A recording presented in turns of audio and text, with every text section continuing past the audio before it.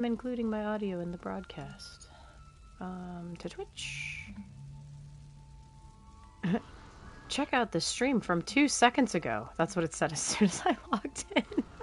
2 seconds ago. Okay. Okay, let's reload the player. Did my stream die? It shouldn't have.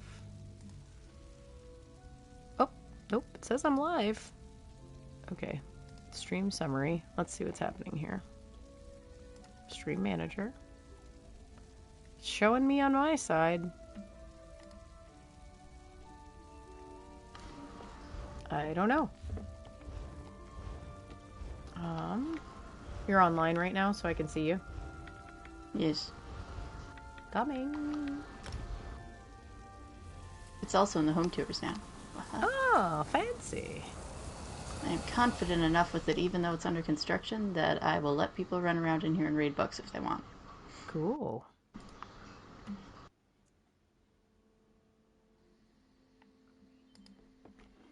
Hello. Welcome. Hello. 1 second. Okay. Oh man, I gotta remember that's not controlled with my mouse. Okay, here I go. I'm here. Okay.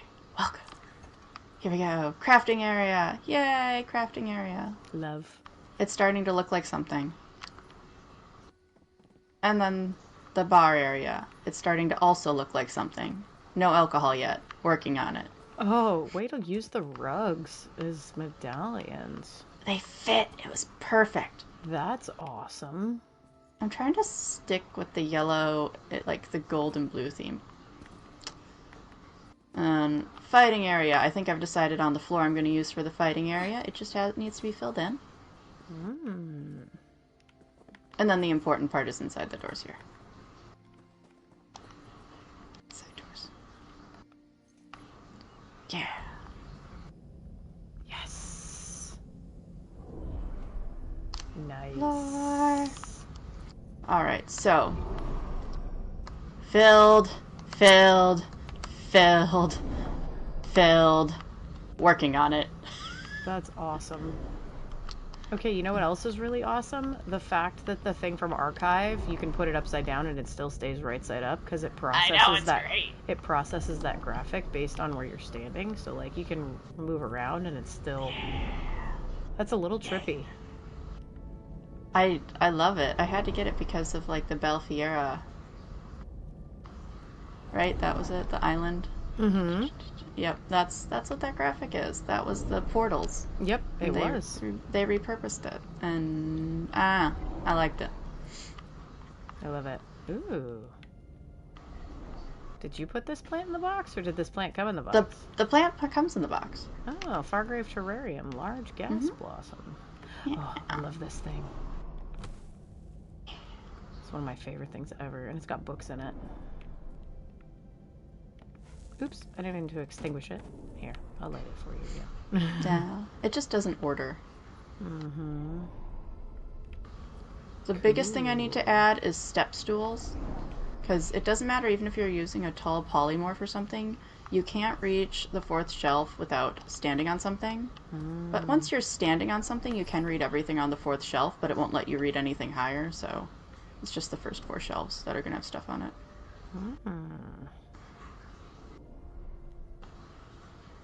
So cool. But that's where we're at. It's good. And it's alphabetical. It is alphabetical. Wow. That's a heck of a lot of work. I was told, why aren't you doing it by author or by genre? And I'm like, no. Because yeah, a lot of these things don't have authors. That's true. And if you're thinking of a book name, the easiest way to do it is just find the book name. Yeah. Ooh, what banner is that? That's one of the Breton banners. Breton Tapestry Vines. Yeah. I might need that one. I got it out of a Heartsday box. Nice. Alright, we can go to the Snugpod. I just wanted to show you that, because that's pretty cool. We should do a show from here sometime. Once I'm done with the library. When I'm finally done filling it all in, then we'll do a show here. We could do a little chairsies right here, or just do it like sitting behind one of these. Well, when I finish making the rest of the couch, or like we could just put chairs by one of the desks. Or...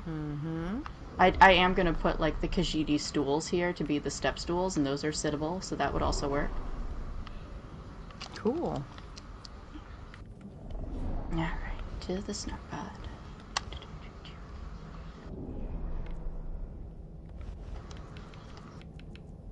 To the primary residence of Gwen the Bard.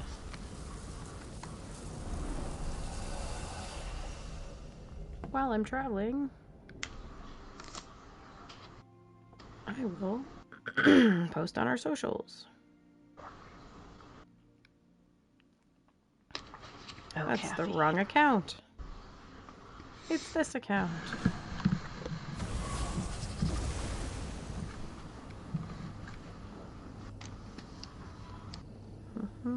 Grab the right thing. Don't grab the wrong thing, Katie.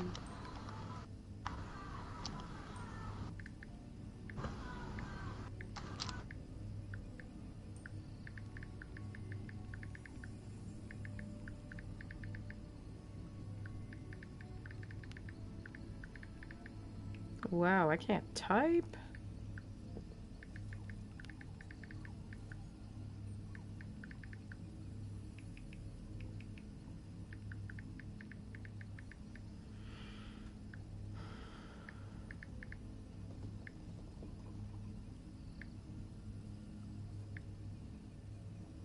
Okay, select all, copy, post.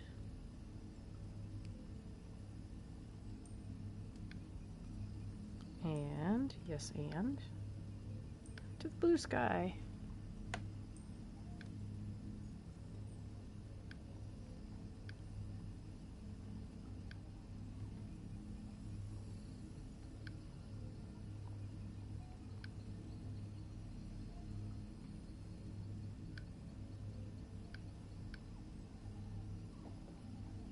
And come on.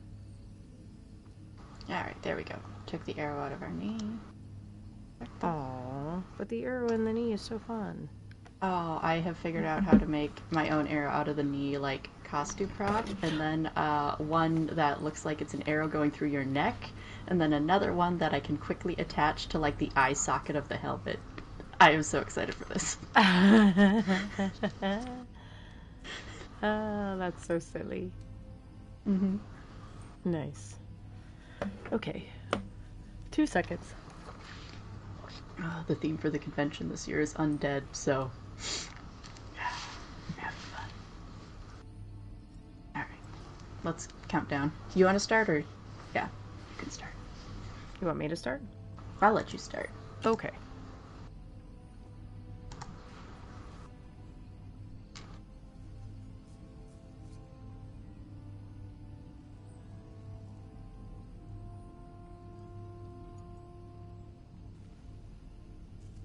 Greetings, everyone, and welcome to a Snugpod Cast. My name is Gone Crazy Back Soon, and I am here with my other Bosmer comrade, Gwen the Bard. How you doing?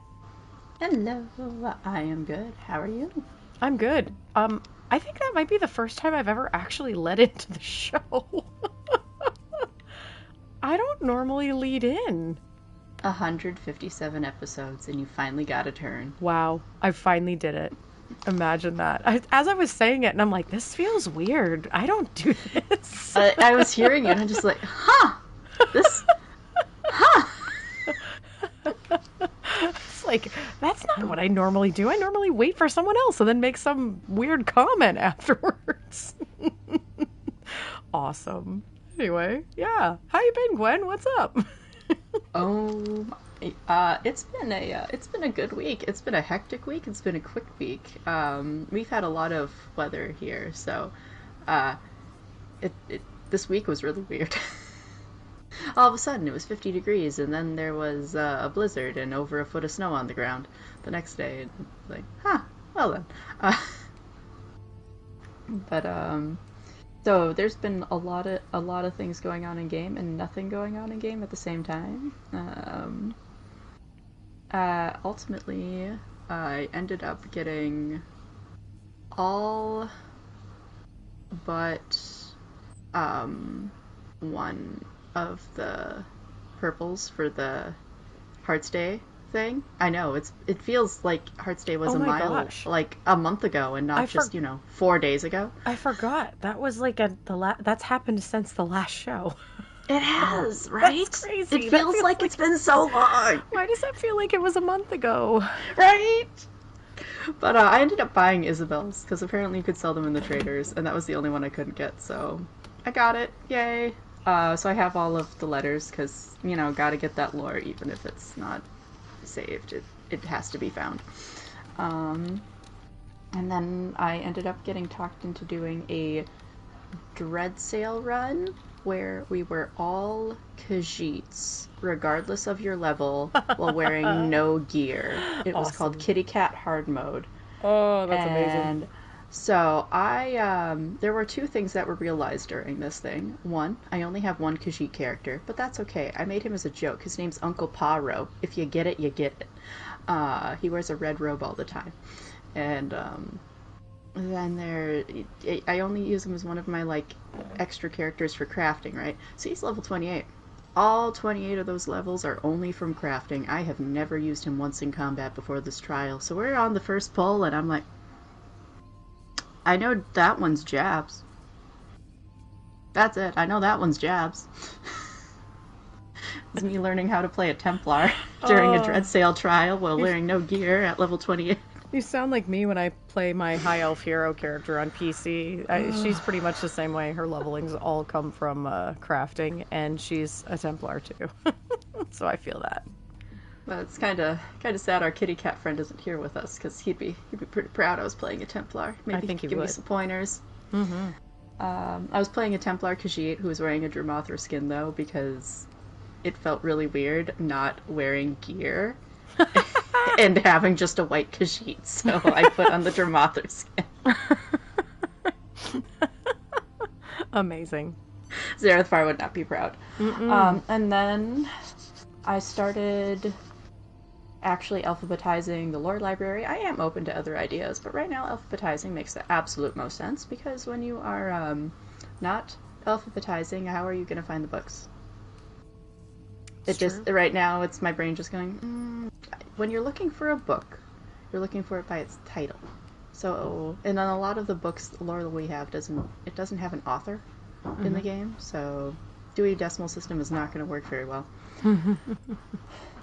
Other than that, I have learned in this lore learning libraryness that there are books that you get from treasure maps and that you only get from treasure maps. And when you dig it up out of a treasure map, it is bound. You cannot sell them. You cannot buy them. They are bound. Yikes. So I have now started something I never thought I would ever say, but collecting treasure maps. Yep, never thought I'd ever say that, but I've started collecting treasure maps. And that's actually a lot. I know it hasn't been very long, but like I said, because of the weather, I've kind of been trapped inside here, so that's a lot. But what have you been up to? Well, it's been a bit of a busy week, but not necessarily in-game for me. We are quickly approaching the Lore Seekers 8th anniversary, which is I guess it's in 4 days now. So I've been doing lots of social media stuff for that, a lot of little releases as we go.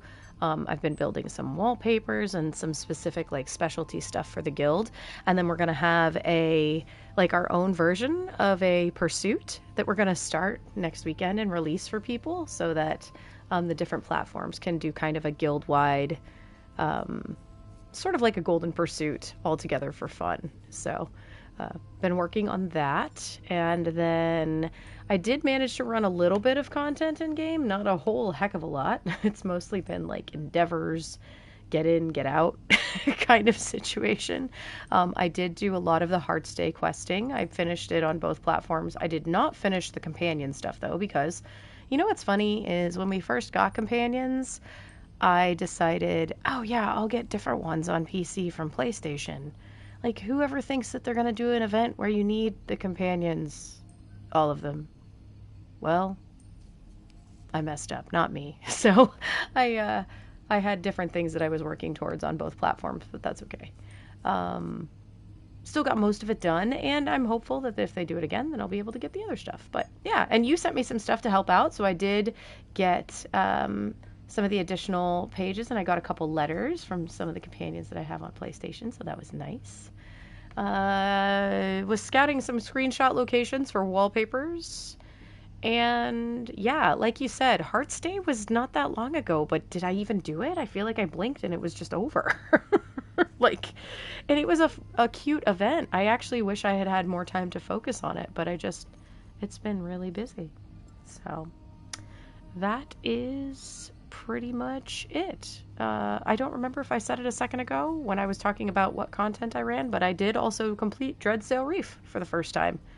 That place is wild. So, yeah, that is what I've been up to.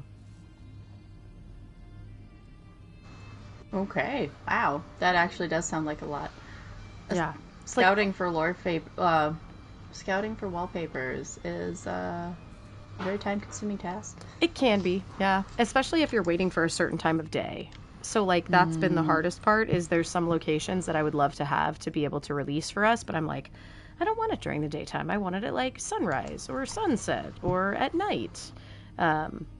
And you can't cheat and turn it off and on like you can in your houses. So, I have to wait around until it's the proper time of day, you know? So, it can be a little time-consuming.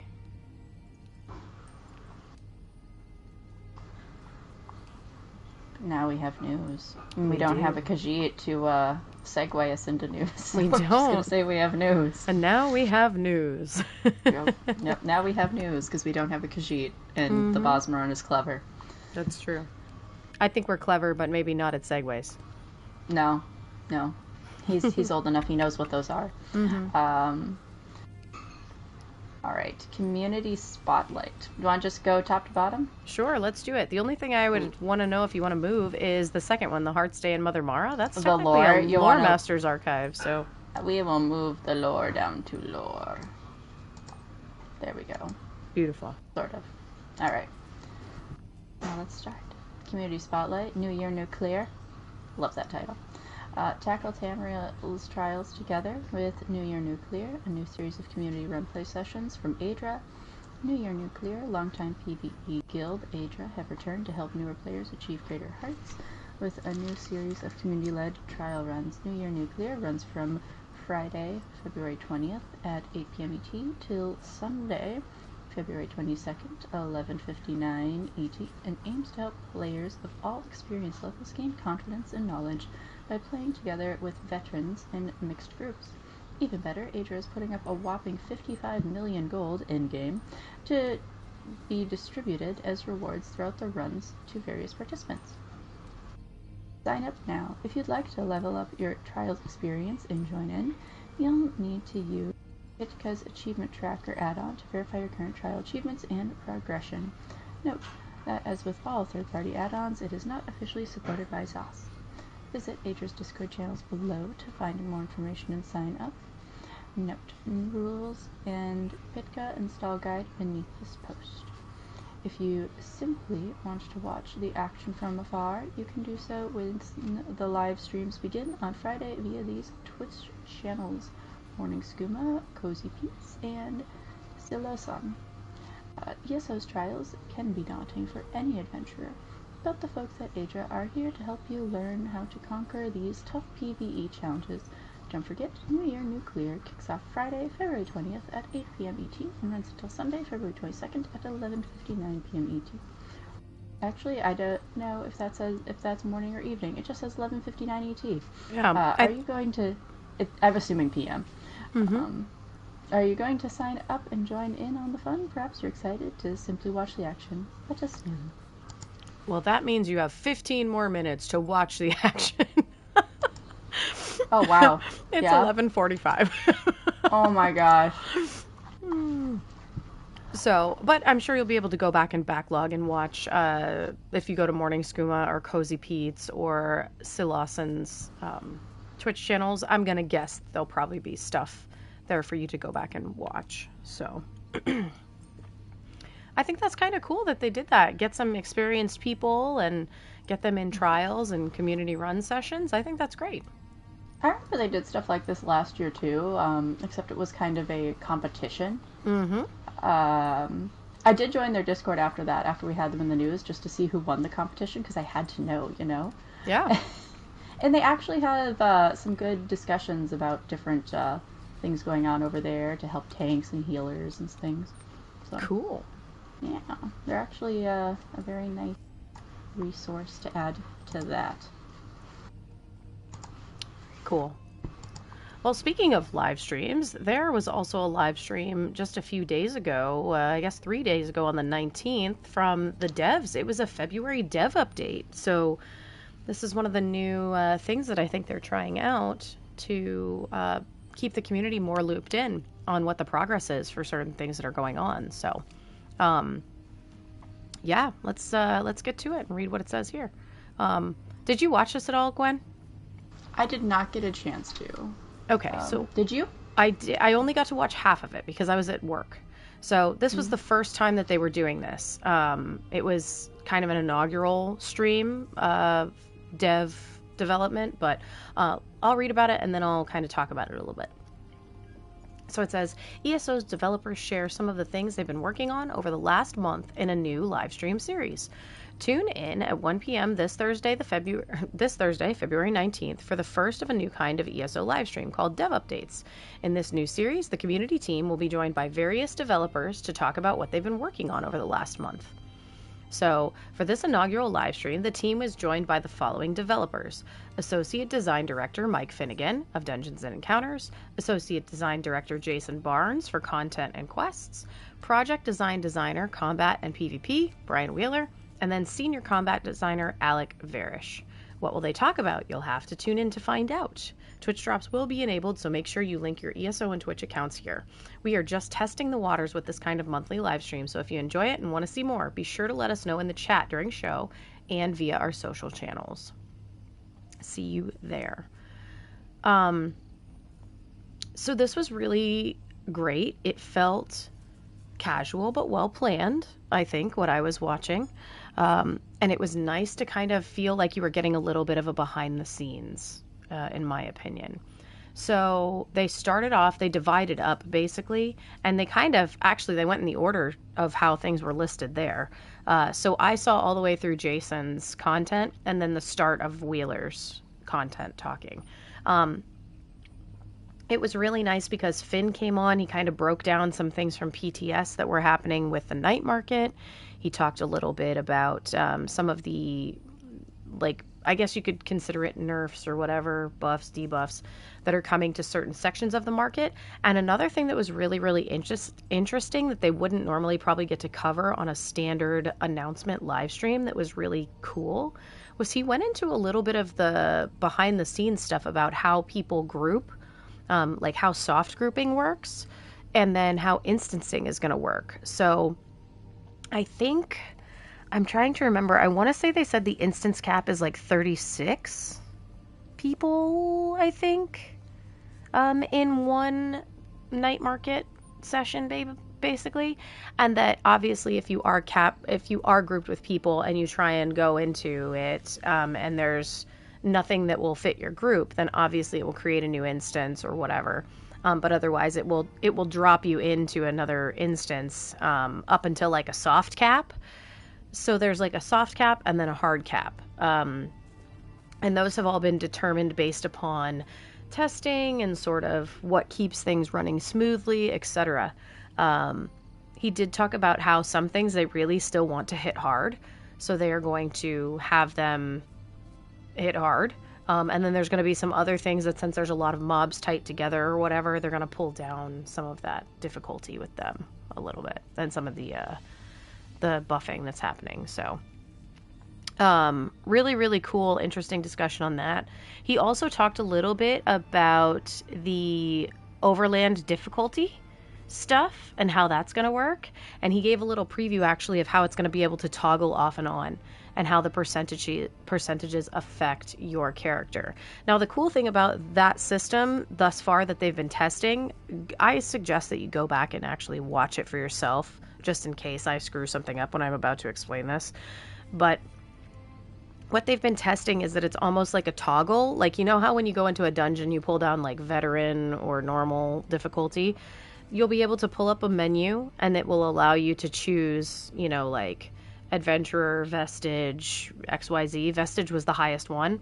And some people were saying, well, is vestige really that bad? Does it really do that much damage to you? And it's like something like 600% more for certain things, or 65. I don't remember. It's like 65, or there's some number that it equates to that we'd have to go back and read from one of the previous articles. But he basically showed us some stuff from a standard public dungeon on that vestige difficulty, and he got killed in like 2 or 3 hits. Which is pretty gnarly. And that wasn't even a boss. That was like trash that was killing him. I'm so excited to be killed by trash. This is going to be great. Yes. And the cool thing about it that they mentioned, you know, we were talking about how is this going to work with grouping with people? What if you're grouped with somebody who is a low level? Are they going to have to suffer the consequences of you choosing vestige? And the answer is no. They can have their own difficulty set to whatever it is, and it will debuff their character in whatever the way is that's necessary for this system to work. At least that's what they're looking at doing right now. So I thought that was pretty interesting. It was a nice little update, a nice little pull behind the curtain to kind of see what they were working on. I mean, it was in so much early stages, there wasn't even a UI for it, really. He kind of talked about, this is what we think the UI might look good as, but we don't have any pictures or anything here yet, but you can see how I can, you know, change back and forth or whatever. You obviously cannot do it in combat. And he did say that there will be a cooldown, so you can't just be cycling or toggling back and forth between difficulties to go along with it, because they are looking at determining if there are additional rewards that are going to be found for playing or clearing something on vestige. Ha. Yep. All right. Yep. Own your decisions. Make bad mistakes, but live with it. Exactly. So, really excited about that. Jay gave us a little peek behind the curtain, and I don't want to do any spoilers. Wait. He tells us questing stuff, though.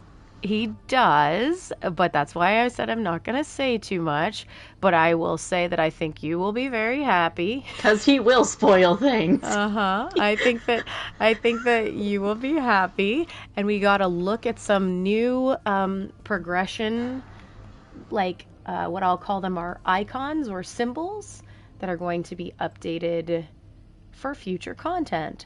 The cool thing that Jay mentioned is this future content obviously is giving them the opportunity to go back and relook at old zones.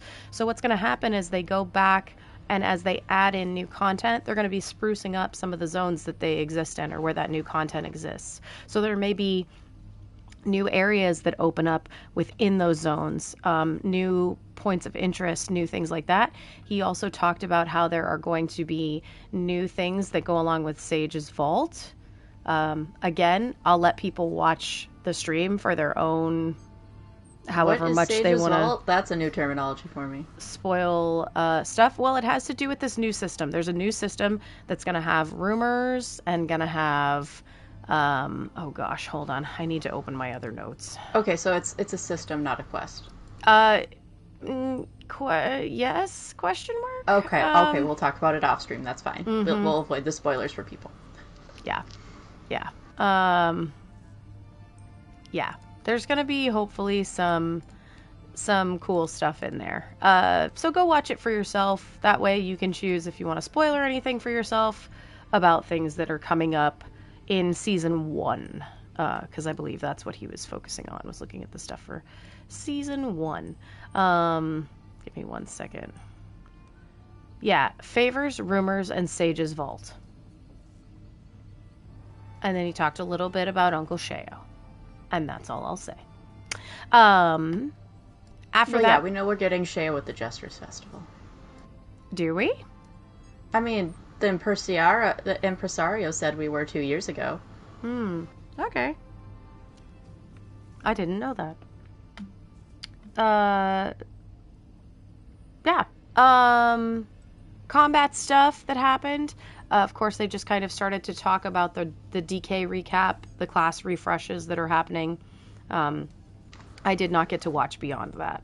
So I'm sure that Wheeler and Alec talked quite a bit about that stuff. What I will say is all the responses that I saw post this stream were very positive. Everybody was like, this is just enough information to let us know kind of what's going on and what feedback you're looking for, but it's not so, it's not poorly put together and it's not so overwhelming that nobody can follow along or that we feel like you're giving us too much where it feels spoilery. So I think they had a good balance, personally, for me. So I'm excited to hear and see more of these, personally. Also, it's still totally an educated guess that we're getting Sheogorath with the Jester's Festival because the impresario said that Sheogorath was working on doing something that will happen during the Jester's Festival, and we were told we were getting Sheogorath content this year, so it just makes sense that this would be that thing. I think Sheo might tie to what do I want to say? I think he ties more to Sage's Vault, possibly. Night market stuff, got it. I'm assuming Sage's Vault is night market stuff. I don't think so. Okay, so that's the replayable quest then. Yes. Okay. It is. It's replayability story stuff, but Sheo is supposed to have a full story quest line. That's all I'm going to say. Okay, I'm done. Okay. I won't push. I won't make you accidentally say something. So, okay. Yeah, that's that. They also gave us online new mount previews, like the mounts that we're going to be able to buy for gold. And wait, no, I got this. Let's trot on over to the next article. Let's do it. I feel like I need the coconut noise from Monty Python, like the... Why don't we have a soundboard? Well, because we're on the PlayStation. Otherwise, I would say, yes, we could have a soundboard. In fact, we have the coconuts. I have the coconuts favorited on my soundboard. Anyway, carry on. Enrich your stables with new mounts for gold. Season 0 Update 49. Get yourself a new ride with your in-game gold thanks to the new stable options coming in Update 49. Your experience traversing Tamriel is getting greater variety in Update 49 and Season 0. As part of the player experience improvements arriving March 9th, you can expect a wide array of mounts to be purchasable at Stable Masters across Tamriel for in-game gold. With options ranging from camels to cougars, it's an exciting time to ride out on your adventures. Here's a closer look at some of the new options arriving with the upcoming patch. If you're eager for even more details, many stables have even offered reading material about the new additions in the form of lore books you can find nearby. Shadow Ghost Guar. The Shadow Ghost Guar mount. Blending in with the shifting gray ash clouds on the slopes of Red Mountain, the Shadow Ghost Guar are the only known nocturnal breed of the species, and thus are rarely seen, even by the native Dark Elves. This makes them one of the most distinctive and desirable mounts in Morrowind and beyond. You can find the Shadow Ghost Guar in stables in Stonefalls, Shadowfend, and Murkmire. Reports tell of a lively specimen, currently named Hummus, recently sold off somewhere in this area. Snow Bear.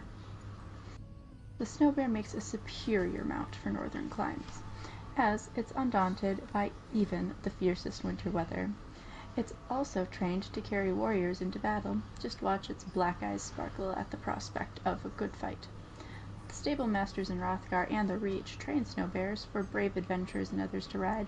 Perhaps you'll find one among them worthy of the name Coldwind, like the ancient steed of King Turog. Sench Cougar. The cliffs and escarpments of East Central Elsewhere are the home of the nimble and sure-footed Sench Cougars, who prowl the rocks hunting for goats and marmots. Inevitably, they've been domesticated by their feline cousins the Khajiit.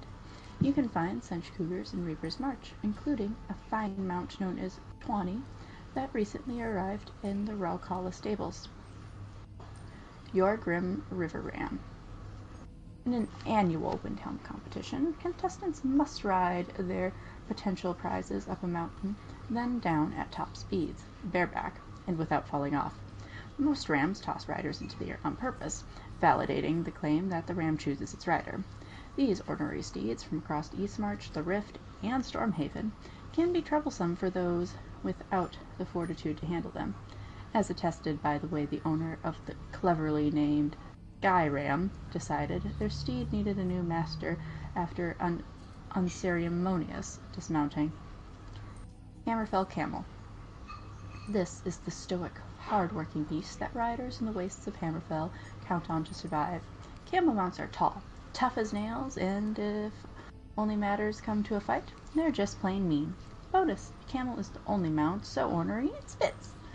To find one of these steeds, look in stables across Hammerfell, of course. Another rider has been trying to sell a particularly ill-tempered camel known as Bumbiter in the Alikir Desert and Hughes Bane. Maybe you can help find him a new home. Spotted Dune Racer Centrat. Years of winning racing competitions finally bored Hazaza so he ran messages for the Queen for a time. Alas, even that grew predictable. Now he wants to poke his whiskers into all the hidden corners of the world, perhaps with you. This magnificent Centrat has been known to hire out his services across both northern and southern elsewhere. He's not some tame animal or dumb beast, but he'll bear you for the right price. Frostborn Durzog Mangler. The magic of the Ice Reach Cavern shapes these striped Durzogs in the moon, and handlers train the pups to the saddle. To transfer loyalty to a new rider, the rider should sleep with the saddle for a few days before attempting to mount the Durzog. You can acquire these ill-mannered beasts as well as the saddles that calm them in the exotic locales of Oblivion, Cold Harbor, and the Deadlands, and Fargrave as well as the island of Solstice, where the worm-cult stronghold is found. It seems their old masters were far-traveled. One particularly experienced beast, known as Rumbletummy, has been spotted passing through the paddocks of these far-flung stables over time and between owners. Maybe you can find the hungry critter its forever home. Ebon Dwarven Horse. Among all the mounts coming with the player experience improvements in Season 0, one deserves special mention. The Ebon Dwarven Horse is a brand new mount launching in Update 49. Though most ancient Dwemer automata are considered primarily of the so-called Dwarven level, some rare and special animalculous mounts use a preponderance of ebony. Creations like the Ebon Dwarven Horse are especially durable.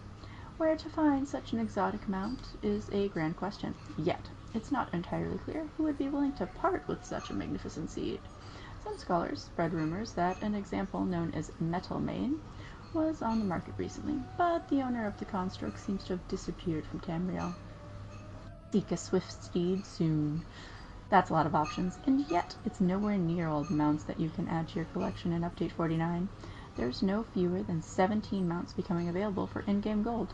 What four-legged, or more-legged, friends are you most excited to find and acquire? I have to clap for the names. Skyram? Really? Yes. Amazing. Skyram. What was the other one that had me chuckling? Bumbiter. Those were the two that got me. Amazing. Wow. Yeah, these look fun. Can't wait to see what else they put out there. Gonna be a good time. Good time. Mm-hmm. So silly. Oh man. We did have to do the self-control again. I did, at least, with the Undaunted. That got me. I paused and was like, nope, keep going. I know, when you said Undaunted, Every time it comes up, it's a trigger word. Mm-hmm. We hear it and we just respond. We can't help it At this point. We can't help it. We can't. Well, I guess that leads us to talk about Mother Mara and Heart's Day, huh? Mm-hmm. So a new Lore Masters archive has come out, which is quite fun. I liked some of the information in the lore that we got in here. This is a little longer, but it's not bad. Well, do you, Gwen, do you want to be Kuzum Joe, or do you want to be the people asking questions? Ooh, it's both of us this time. All right, I'll be the people asking questions. Okay. So do you want to read... I can read the editor's note from Amelin first, and then I guess go into the Kuzum Joe stuff. Okay, cool. So it says, Lore Masters Archive, Heart's Day, and Mother Mara. Amelin here. I thought it best to handle introducing today's correspondent, as he will likely only refer to himself as a humble priest. I first knew of Kuzum Joe only by reputation. Stories of a priest dedicated to acts of charity and celebrations of love. I sent letters across the continent in search of this priest, only to learn that he had been returning my letters all along. Quote, I had not realized I was the wise and venerable priest you were searching for. After all, many of my colleagues fit that description just as well. This is who Kuzum Joe is, kind, humble, and above all, uplifting. I spent some time in Belkarth with Kuzum Joe as he made final preparations for his Hearts Week celebration, a new festival looking to promote love and light across Tamriel. I hope you find his answers to questions of romance, friendship, and all things Mother Mild as enlightening as I did. Greetings, everyone. I am Kuzum Joe, a humble priest of Mara. Now let us get to your questions, yes? I find myself thinking of wedding ceremonies across Tamriel. We know a bit about everyone's celebrations, except for the Malmer. What might their ceremonies look like? Mazkin al-Rehad. The Malmer are protective of their customs and traditions, so I cannot speak with certainty. But I can share one ceremony I was fortunate enough to witness. During my pilgrimage across the southern shores of Tamriel, I came upon a binding ceremony between the captain of a Khajiit merchant vessel and a Malmer pirate. I watched as their hands, clasped in shared prayer, were bound together by a sea serpent hatchling. New love bound to new life, and oh, how it lashed and bit at them, but they did not flinch. They stood firmly in the surf and exchanged vows through song, and so the serpent was calmed.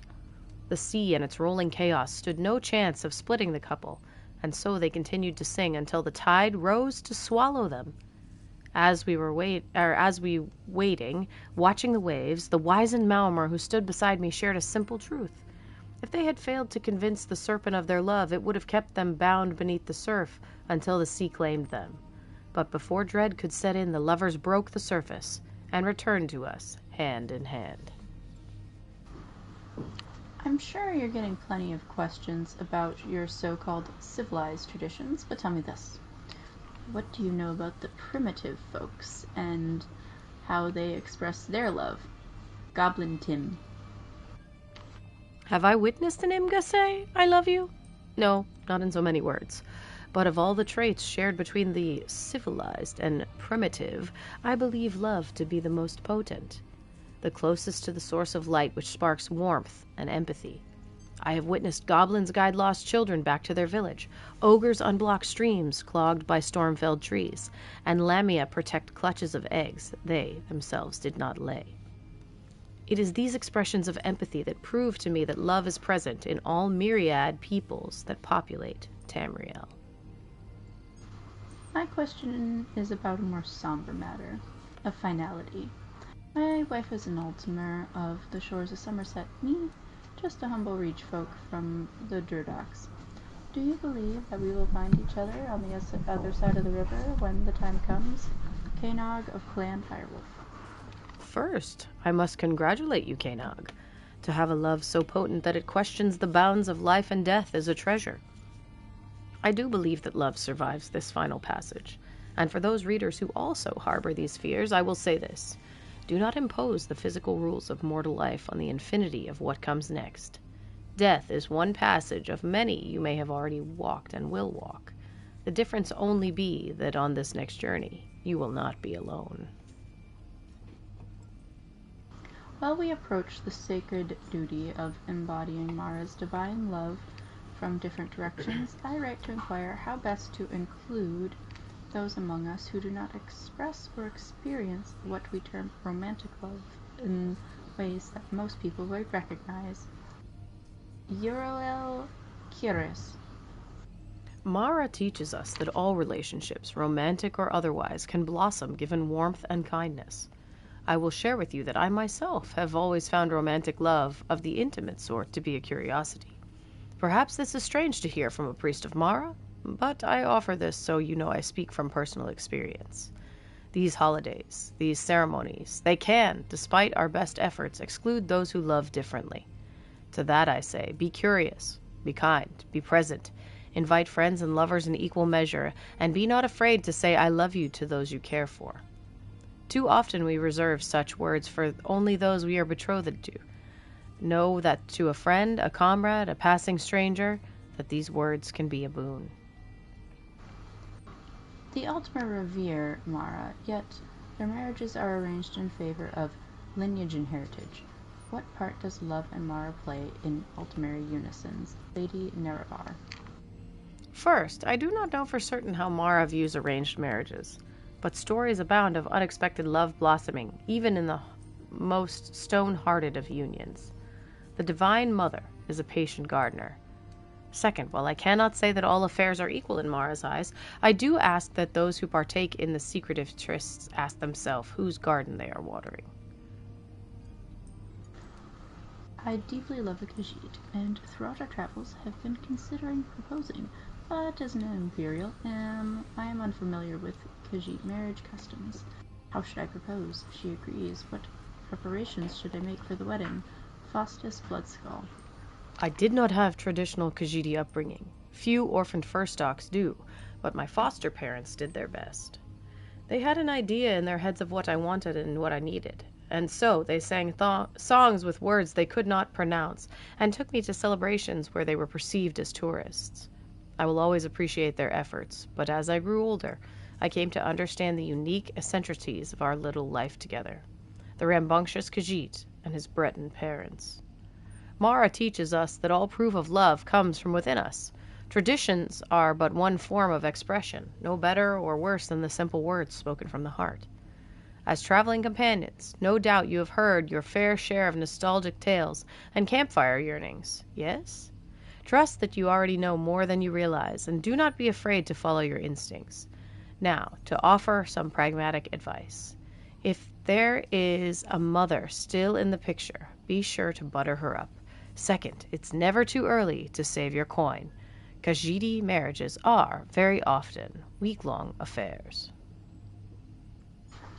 What crops are eaten during Heartsweek festivities?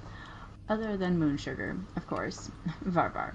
This one is hoping to make a special treat for a faithful companion. Persha, priestess of Rajin. Priestess of Rajin, indeed. My mouth waters at this question, and it will be some time before I can state these cravings. Var, var, var. I will not try and hold it against you. Brindled pudding comes to mind, a rice dish made with carrots, ginger, cardamom, and crushed pistachios. Then there's a dish where soft balls of cheese soak in sweetened milk, spiced with saffron. Its name varies, but I know it as spilled moons. Then, of course, there is gold fudge, a dessert made with so much clarified butter that it's best you not think about it.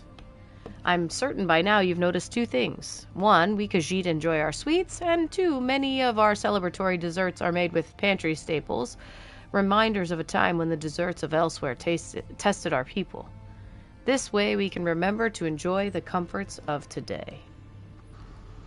How do those afflicted with lycanthropy express their love? Do werewolves feel or show love toward others in a unique way? Lone Werewolf Erickson. Forgive me for using this question to scratch a particular nagging itch of mine.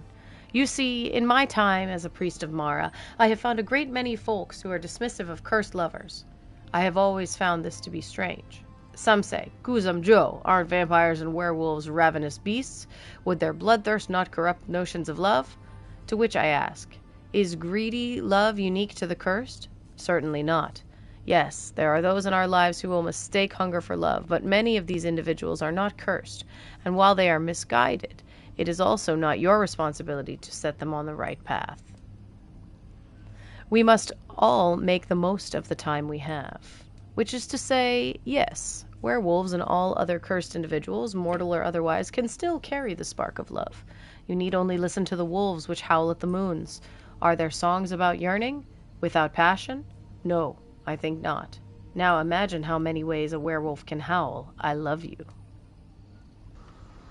Since Heart's Day originated as Sanguine Summoning Day, is the Rose Prince's presence still felt in the present celebrations? Rose petals guide you, Lady Lynette Gleamblossom.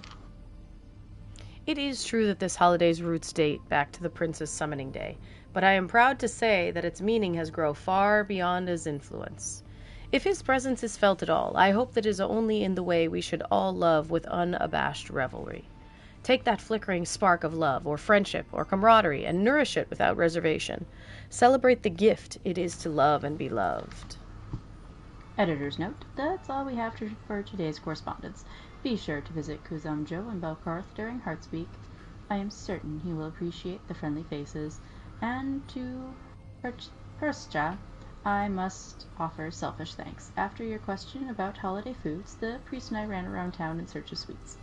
Heartfelt thanks to the ESO lore community for their questions surrounding the Holy Mother. We hope Kuzum Joe helped you gain an even greater understanding of one of Tamriel's most beloved divines. Don't forget, you can share your own knowledge and thoughts on this topic in the lore section of the official forums. Let us know if you enjoyed the latest Lord Masters archive and suggest topics for the future.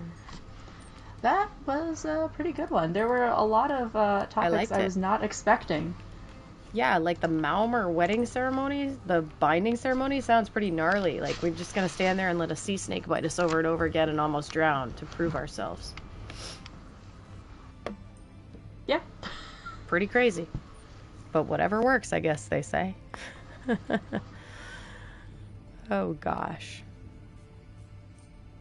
Well, the Khajiit is not here, so he's probably off searching for Dwemer, and we'll ask about that next week. Yep. However, since I have lore on the brain and have been only focusing on maps and books and books and maps for books, and so we're going to talk about books. Specifically, what type of books would your character read? Or do they not read? And why for each? All books. All read. All the time. Because lore seekers.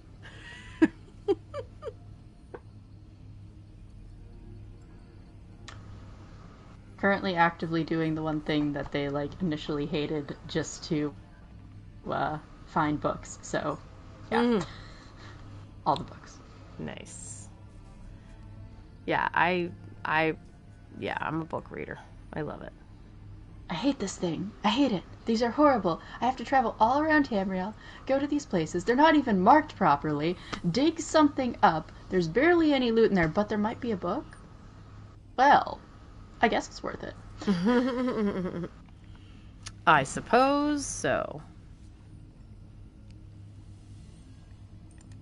And that, I guess, brings us to our announcements that we've got going on. It does. Let's see. What do we have going on this week? The usual. Announcements. The usual. We have the usual. We have Treacherous Tuesdays on Tuesday, which is dungeons. Group up, join each other, do some dungeons. And then Thursdays are Relic Seekers of Tamriel. That starts at 7 p.m. Central or 8 p.m. Eastern. And then Fearless Fridays with Arthuria Dragoon, 7 p.m. Central or 8 p.m. Eastern. And this is grouping up and grabbing the Undaunted dailies and running together and just being generally undaunted. Undaunted! Undaunted! I almost said undaunted too early. Yeah, it's okay. You could have. I could have. I almost joined you. I was really close, yeah. That's good. We're getting better at our self-control. Check the Lore Seekers Discord for any of other events for your respective platforms. And that includes this weekend. Yeah. Do you want to talk about those, or should we keep that a secret for now? It's a secret. It's still actually blurred out in our Discord. So then it's a secret, but pay attention. It's going to happen. Yeah, it's a secret. If you go to the anniversary channel, we've set up a specialty anniversary channel for the 8th anniversary, and you can actually click in there and you can get a little peeksies at the little thermometer, the little graphic that we made that has the hashes for the different things to complete. So you can't tell what they are yet, but you can at least go take a peek at it. And you can also look at some of the other posts that we've been doing for social media. We put each of the 8 divines for each of the years of the guild and kind of like correlated them, which is pretty fun. And then I didn't even think of that. I just thought you were doing divines.